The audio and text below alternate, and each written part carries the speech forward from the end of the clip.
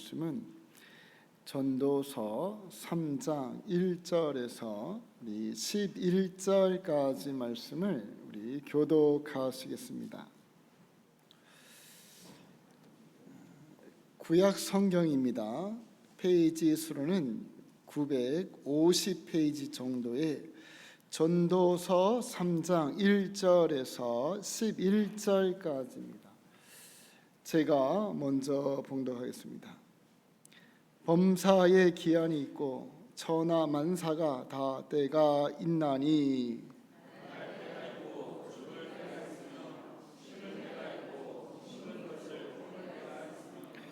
죽을 때가 있고 치료할 때가 있으며 헐 때가 있고 세울 때가 있으며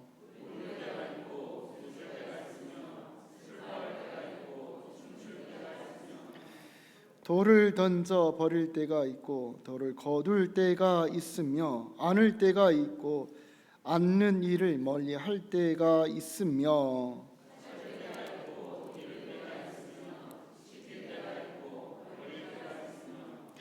찢을 때가 있고 깨물 때가 있으며 잠잠할 때가 있고 말할 때가 있으며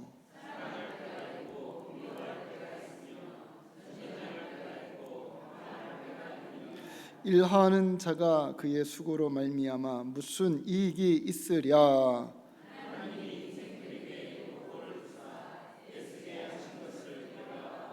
같이 읽겠습니다. 하나님이 모든 것을 지으시되 때를 따라 아름답게 하셨고 또 사람에게는 영혼을 사모하는 마음을 주셨느니라. 그러나 하나님이 하시는 일의 시종을 사람으로 측량할 수 없게 하셨도다. 아멘. 우리 함께 봉독한 말씀에 은혜가 되기를 바랍니다. 우리 옆에 분과 할렐루야로 인사하겠습니다. 할렐루야. 반갑습니다. 할렐루야. 너무나도 무더운 날씨인데 여러분 건강하시기를 주님의 이름으로 축복합니다. 아멘. 자, 우리 오늘 말씀을 통해서 우리가 함께 나누고자 하는 말씀은 모든 것에는 기한이 있고 때가 있다라고 하는 말씀으로 우리 함께 나누고자 합니다. 우리 1절의 말씀을 읽었지만 우리 다시 한번 읽겠습니다. 우리 1절 읽겠습니다. 범사에 기한이 있고 천하만사가 다 때가 있다. 그러면서 이제 말씀하시기를 날 때가 있으면 죽을 때도 있고 심을 때가 있으면 뽑을 때가 있으며 병들 때가 있으면 또 치료할 때가 있고 헐을 때가 있으면 세울 때도 있다. 울 때가 있으면 무슨 때도 있을까요? 웃을 때도 있다는 거예요. 모든 것에는 기한이 있고 때가 있다라고 그렇게 말씀을 하죠. 자, 그런데 여러분, 모든 것에는 기한이 있고 때가 있지만 더 중요한 것은 이 기한과 때 안에는 반드시 목적이 있다는 거예요. 그냥 시간이 되어서 낳고 죽는 게 아니라는 거예요. 그냥 시간이 됐으니까 이제 슬펐다가 때가 되면 기쁘겠지, 병들었으니 이제 나을 때가 됐겠지 라고 하는 시간의 흐름에 따라서 진행되는 그런 과정이 아니라는 거예요. 하나님께서 때를 따라 기한을 주시면서 창조하시고 진행해 나가실 때에는 거기에는 뭐가 있다? 하나님의 목적하심과 계획함이 반드시 있다는 거예요.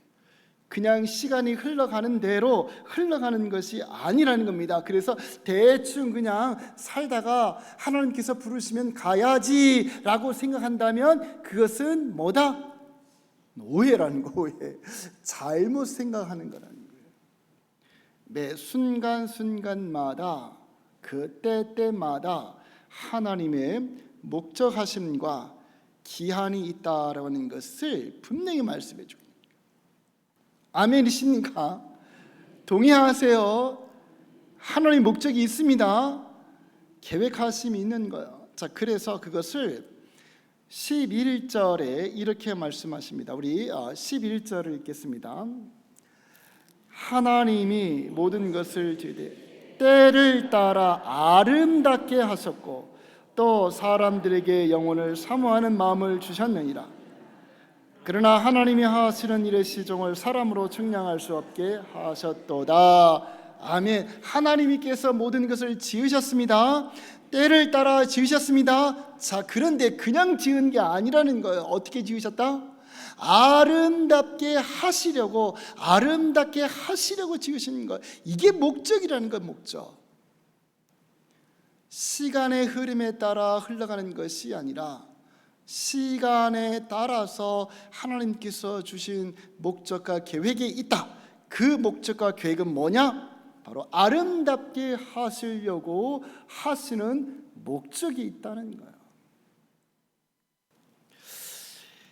그런데 여러분, 이 아름답다라고 하는 말은 히브리어로 아페라고 하는 단어인데, 이것은 그냥 겉모양만 아름답다, 그냥 겉모양만 이쁘다, 그냥 겉모양만 좋다라고 하는 말이 아닙니다. 히브리어에서 앞에 아름답다라고 하는 말은 겉모양이 아니라 하나님께서 허락하신 모든 시간 안에, 하나님께서 허락하신 시간 안에, 그 안에는 뭐가 있습니까?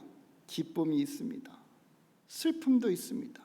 성공도 있고 실패도 있습니다. 때로는 고난도 어려움도 눈물 나는 시간들도 있겠지만, 그러나 그 시간의 과정 가운데 속에서 어떤 것이든지 하나님의 목적과 계획하심대로 살아가는가, 그것을 말하는 거예요. 그 계획대로 살아가는 그 아름다움이 아페라고 하는 단어인 줄 믿습니다. 아멘. 아름답다라고 하는 것은 그냥 겉모양이 아름답다는 게 아니에요. 하나님의 목적대로 살아가는 삶. 때로는 그것이 내 순간이 지금 슬프고 절망스럽고 실패의 자리에 있다 할지라도 그 자리에서 하나님의 계획하심과 목적하심이 무엇인지를 깨달아 하나님의 뜻 가운데 살아가는 것, 이것이 아름다움이다라고 표현하는 거예요. 그래서 하나님께서 모든 만물을 때를 따라 지으셨는데 어떻게 하시려고? 아름답게 하시려고. 그 피조물을 통해서 하나님의 목적하심과 계획하심을 이루시기 위하여서 하나님은 우리를 창조하셨다라고 그렇게 말씀을 하시는 거예요. 자, 그래서 우리가 오늘 말씀을 통해서 무엇보다도 중요한 것은 모든 것에는 기한이 있습니다. 때가 있습니다. 모든 것을 하나님께서 창조하셨어요. 그런데 거기에는 뭐가 있다? 계획하심과 하나님의 목적이 있는데 그 목적은 아름답게, 그 아름다움이라고 하는 것은 외모가 아니라 하나님의 목적을 발견하고 하나님의 계획하심을 하라, 그 목적과 계획대로 살아가는 것이 아름다운 것이다 라고 하는 사실이에요. 그럼 여러분, 지금 우리는 어떻게 살아가야 되겠습니까? 아름답게 살아가야 된다는, 그것이 하나님의 목적이라는 거예요. 여러분, 오늘 이 하루를 살아가시면서 어떻게 살아오셨습니까? 아름답게 살아오셨습니까? 아멘이신 줄 믿습니다. 날씨가 더워서 너무 힘들어서 아름답지가 않으셨나 봐요. 그러나 날씨가 30도, 35도, 40도 올라가는 더위 속에서도, 그런 상황 가운데 속에서 우리는 어떻게 살아가야 된다? 이때에 하나님의 목적과 계획하심을 알아 아름답게 살아가는 사람들, 바로 이런 사람들이 신앙의 사람이라는 거예요. 아멘이십니까? 왜냐하면 이 시간 안에는 날 때가 있고 죽을 때가 있고 웃을 때가 있고 울 때가 있는 것처럼, 기쁠 때 슬플 때 성공과 실패와 고난과 좌절 가운데 속에서도 이 시간 안에 하나님의 계획하심을 깨달아 그대로 살아가는 것, 이것이 신앙의 모습이라는 거예요.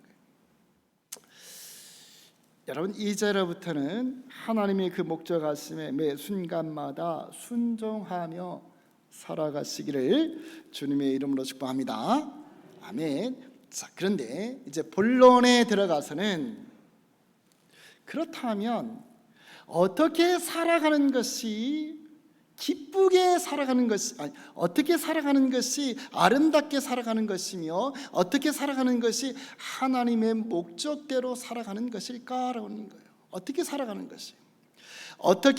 것이 하나님의 목적 가운데 살아가는 것일까요? 자, 우리 그 말씀을 12절에서 우리 보겠습니다.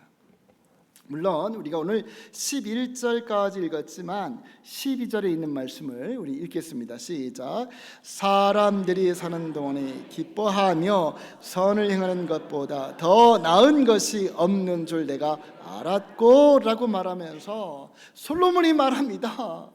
그 왕이 말하는 것, 세상의 부귀의 왕을 하나님께서 주신 그 지혜 가지고 살아가는 그 왕이 고백하기를 뭐라고요? 사람이 살아가는 동안에 기뻐하며 선을 행하며 살아가는 것보다 더 멋지고 더 아름다운 건 없다라고 말하는 거예요. 여러분, 우리가 살아가면서 그 때에 따라서 하나님께서 주신 그 참된 목적은 다른 것이 아니라 매 순간순간마다 우리들이 하나님 안에서 예수 그리스도의 십자가 안에서 기뻐하며 살아가는 거예요. 하나님께서 주신 그 때에 따라 선을 행하며 살아가는 것, 이것이 하나님께서 우리에게 주신 목적이다라고 하는 사실이에요. 여러분, 오늘 이 하루 살아가시면서 기뻐하며 살아가셨습니까? 오늘 하루 살아가시면서 감사하며 살아가셨습니까? 그것이 바로 하나님께서 나에게 주신 목적이며 계획하심이다라는 사실입니다. 비록 내 삶이 오늘 힘들었어도, 무거운 짐을 지고 간다 할지라도, 때로는 사업이 잘 안 된다 할지라도, 직장 생활하는 것이 어렵다 할지라도 그 속에서 무엇을 하는 것? 여러분 따라해 봅시다. 기뻐하는 것, 감사하는 것, 그게 하나님께서 나를 지으신 때를 따라 아름답게 하신 하나님의 계획하심이라는 거예요. 아멘이십니까? 자, 그래서 여러분 이제로부터는 기뻐하며 살아갈 수 있는, 솔로몬이 말하잖아요. 내 삶들 가운데 속에서 기뻐하는 것보다 더 멋지고 더 가치 있는 것은 없었다라고 말했잖아요. 왜냐하면 그것이 하나님께서 주신 인생의 목적이기 때문에 그런 거예요. 여러분, 이렇게 산 사람이 누구입니까? 욥입니다. 욥기서 1장 21절에 보면 그가 뭐라고 말씀하십니까? 주신 분도 하나님이시요 가져가신 분도 하나님이십니다. 그러니 오직 여호와만이 찬양을 받으실지어다 라고 말하잖아요. 그가 얼마나 부자였습니까? 그가 얼마나 행복했습니까? 그런데 그 부자, 그 재물, 재산, 그 행복 다 빼앗겼습니다. 절망이에요, 절망. 지금 앞에 캄캄합니다. 그런데 그가 뭐라고 얘기해요? 하나님을 찬양하라는, 하나님 안에서 오히려 그것을 통해서 기뻐하라는 겁니다. 여러분, 하나님을 찬양하는데 절망스럽고 눈물 가운데 한숨 가지고 찬양할 수 있습니까? 아니잖아요. 하나님을 찬양하는 기쁨으로 찬양하는 거예요. 기쁨으로, 감사로 찬양하는 줄 믿습니다. 그러니 욥은 모든 것을 다 잃은 절망 가운데 속에서도 하나님의 계획하심과 목적하심을 깨닫고 그는 기뻐하였다는 거예요. 이런 삶을 산 사도 바울이 빌립보서 4장 4절에 뭐라고 말씀하십니까? 주 안에서 뭐하라? 항상 기뻐하라. 내가 다시 말하노니 뭐하라? 기뻐하라는 거예요. 사도 바울이 기뻐할 수 있습니까? 감사할 수 있습니까? 없어요. 그 삶이 얼마나 절망스럽고 힘들고 어렵습니까? 그런데 그는 그런 상황 가운데 속에서도 하나님을 향해서 기뻐하라는 거예요. 왜?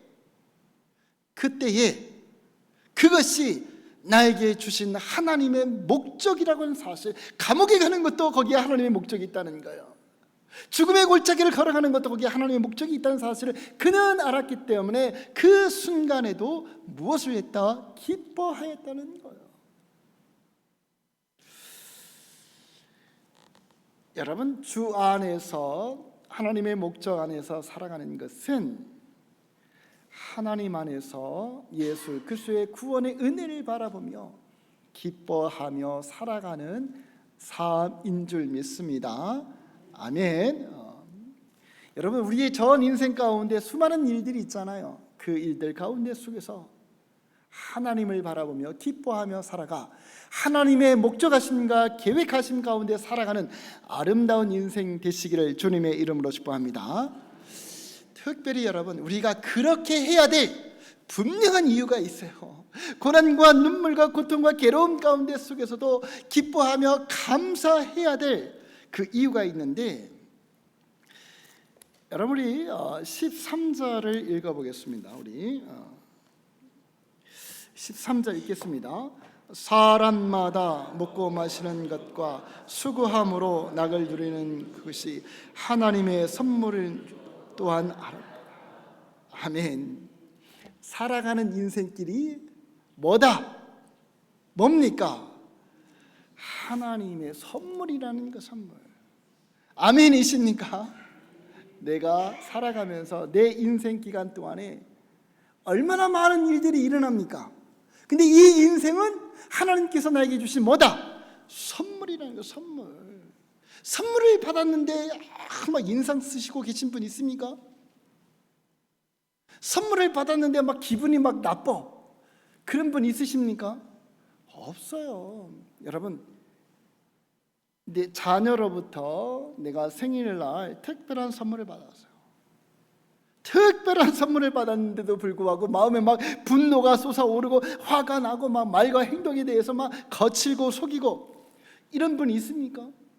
선물을 받았으면 비록 이전에 그런 마음, 분노와 화가 있다 할지라도, 거친 행동을 할 때 할지라도 선물을 받으면 어떻게 됩니까? 반대로 따뜻한 마음이 되는 거예요. 불평이 감사로 변하게 되는 것. 왜? 선물은 그만큼 좋은 것이기 때문에. 아멘이십니까? 이런 선물을 하나님께서 우리에게 무엇으로 주신 거예요? 생명으로 주셨다는 거. 생명으로. 지금 우리가 살아가는 삶은, 지금 숨쉬고 있는 것은, 지금 오늘 이 자리에 나와서 예배 드리고 있는 이 모든 것이 다 무엇이다? 하나님의 선물인 줄 믿습니다. 그러니 얼마나 선물을 받았으면 기쁠까요? 비록 날씨가 더워가지고 힘들어도, 비록 직장 때문에 스트레스를 많이 받아도, 비록 남편 때문에, 비록 아내 때문에, 비록 자신 때문에 힘들어도, 그것은 하나님께서 우리에게 주신 선물인 줄 믿습니다. 그러니 그 선물을 받고 우리의 일상적인 삶이 얼마나 기쁘겠느냐라고 하는 거예요. 그러니 여러분, 생명을 선물로 주신 하나님을 바라보며 이제로부터는 우리 마음에 있었던 불평과 불만이 다 사라지고 감사와 기쁨이 충만하시기를 주님의 이름으로 축복합니다. 그것이 하나님께서 때마다 일마다 우리를 아름답게 창조하신 하나님의 목적이라는 거예요. 여러분들도 많이 들어보신 우리 이지선 교수님이 계시지요. 지금 벌써 교수님이 됐어요. 제가 이분의 이 이야기를 처음 할 때만 해도 학생 때, 또 이제 아파서 병원에 있을 때였는데 벌써 한 20여 년이 더 지나가서 이제 교수가 된 것 같아요. 우리가 잘 아시는 이지선 교수님이 전신에 3도 화상을 입어서 비극적인 삶을 살았어요. 아시지요? 학교에서 늦게 공부하다가 대학교 4년에 집에서 도서관에서 나오다가 동생 차를 타고 같이 이제 집에 가는 거예요. 그러다가 이 음주 운전한 상대방 차량으로 인하여서 큰 사고를 당해 이 이지선 당시 그 학생이 전신에 55도의 화상, 즉 3도의 중화상을 입었습니다. 40번이 넘는 대수술, 또 피부 의식, 생사의 갈림길에서 여러분 손가락이 절단되는 그런 아주 정말 힘들고 어려운 그런 시간을 보냈습니다. 그럴 때 모든 사람들이 말하기를 이제 당신의 인생은 끝났다라고 말할 때 오히려 이 학생과 이 가족들은 병실에서 하나님께 감사할 것을 찾기 시작했다는 거예요.